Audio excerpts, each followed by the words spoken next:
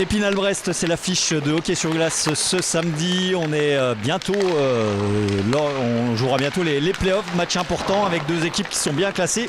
Et on va prendre nous les nouvelles de Dominique Fugeri qui va faire son retour. Bonjour Dominique. Bonjour.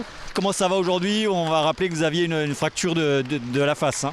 Oui, ça va, c'est mieux, c'est beaucoup mieux, mais ça a besoin encore de temps, mais j'espère que c'est assez pour rejouer. Donc vous vous sentez apte pour jouer dès ce samedi? Oui, je sens bien, merci. Donc vous avez repris l'entraînement quand et sans problème? Simplement la grille, c'est ça le seul truc? Oui, c'est obligatoire avec la grille, mais ça va, j'ai déjà entraîné 2 semaines, alors c'est bien, c'est bien. La grille, il faudra la garder combien de temps? Je ne sais pas, au minimum début de mars, c'est le contrôle des rescanners. Et après on verra, mais c'est mieux je pense jusqu'à la fin de saison pour sécurité. Alors est-ce que ça gêne forcément quand même un petit peu la visibilité ou est-ce que finalement vous jouez comme si de rien n'était? C'est un peu différent comme la plexi, mais ça va pendant le match. Je ne suis pas concentré pour ça, mais ça va aller. Vous n'avez pas perdu sur le cardio? Non, ça va, j'ai essayé de rester dans forme. Alors j'espère que ça va, mais c'est sans match, alors c'est différent les conditions, mais j'espère que ça va. Toute dernière question sur cette équipe de Brest, c'est encore un match important pour assurer une place en play-off. Oui, on sait que c'est serré le classement, alors on a besoin à chaque match. Chaque match c'est important, alors on va donner tous pour gagner. Bon, vous souhaitez un bon retour. Merci et bon entraînement Dominique. Merci beaucoup. On va aller vers Nico Martin, l'entraîneur adjoint, qui est forcément content de récupérer Dominique, qui vient de nous dire que finalement il pourrait jouer peut-être pas 100%, mais déjà en bonne forme. Si, il sera en forme, après juste qu'il s'habitue à jouer avec une grille, parce que c'est vrai que c'est un peu au niveau de la vision, il faut reprendre un petit peu les repères, mais je ne me fais pas de soucis pour qu'il soit compétitif demain. Bon, on va reprendre un petit peu la température générale de l'équipe. Vous restez sur deux victoires qui ont fait beaucoup de bien.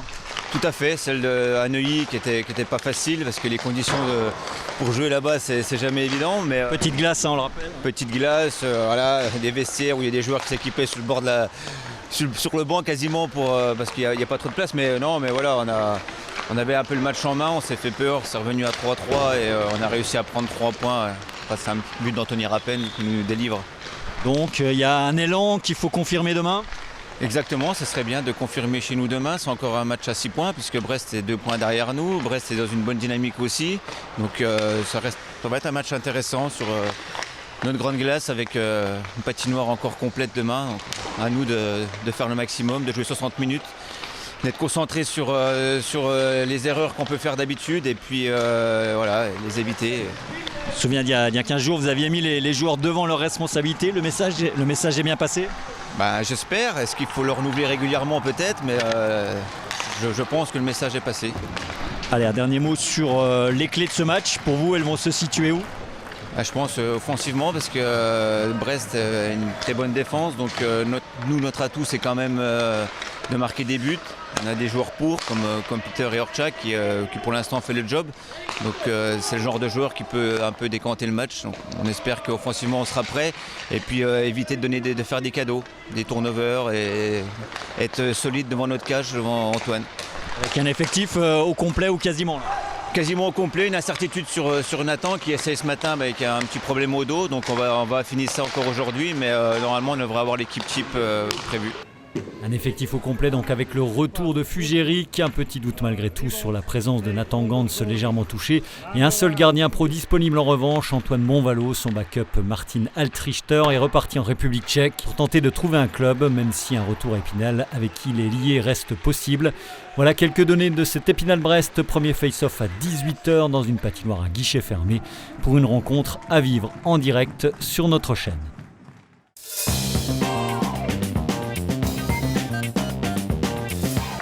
Dans le reste de l'actualité sportive du football, après son match nul à Belfort, retour à la Colombière pour le SAS 4e qui accueille ce samedi Bastia avec un double objectif, distancer un poursuivant direct qui ne pointe qu'à une longueur pour rester au contact de la tête du classement. Attention, coup d'envoi à 16h, un échelon en dessous en N3, deuxième match consécutif à la maison pour l'ES Taon qui aura à cœur d'effacer sa lourde défaite du week-end dernier face à Sarre-Union, la première de la saison. L'adversaire du soir, Schiltigheim, un mal classé, début de la rencontre à 17h au stade Robert Seyer. Samedi soir toujours, double dose de handball au Palais des Sports et c'est du lourd qui attend les deux formations Fagnon d'Épinal, toutes deux en position de première relégable dans leurs championnats respectifs. En N2, les garçons de Francis Mattioni accueilleront ainsi le leader Thionville dès 18h. Même combat dans la foulée en National 1 pour les filles de Youssef Belkaroubi qui reçoivent la réserve du Metz Handball, meilleure attaque et défense de la poule, qui n'a connu la défaite qu'une fois cette saison. Un match qui devrait voir le retour de la demi-centre spinalienne Alexandra Gonigam, début à 20h15. Toujours au rayon des sports co, du basket en National 3 et un beau défi là encore pour le Bémircourt dont les résultats sont en dents de scie en ce début d'année et qui accueille ce samedi Juvisy, deuxième de sa poule, une formation invaincue depuis 7 journées, entre deux d'envoi à 20h en salle Claude Accard. Sa réputation n'est plus à faire, le 13e tournoi international de Rambervillers devrait cette année rassembler pas moins de 300 joueurs au COSEC Marcel Poinceau. Samedi, place au simple et au mixte et dimanche au double avec des badistes classés de promotion à la N1.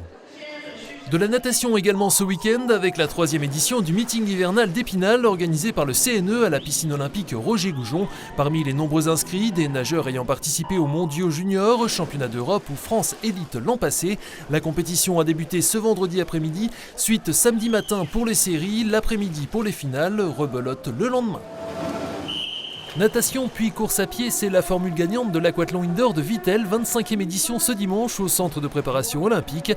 260 participants environ et 40 courses au programme à partir de 9h avec les finales vers 16h40. Chez les hommes, la course sera très ouverte. Chez les femmes, la Messine Margot Garabédian, championne du monde de la discipline en 2021, sera grande favorite et tentera de décrocher une 7e victoire au CPO. Enfin, au rayon des courses nature, direction ce samedi Banssa pour le Trail des Calunes, dont l'édition 2023 sera totalement nocturne, avec un départ donné à 18h30 pour les deux distances au choix, la Fortiche, longue de 26 km pour 1000 mètres de dénivelé, et la Calunette, 12 km et 2 fois moins de montées et descentes.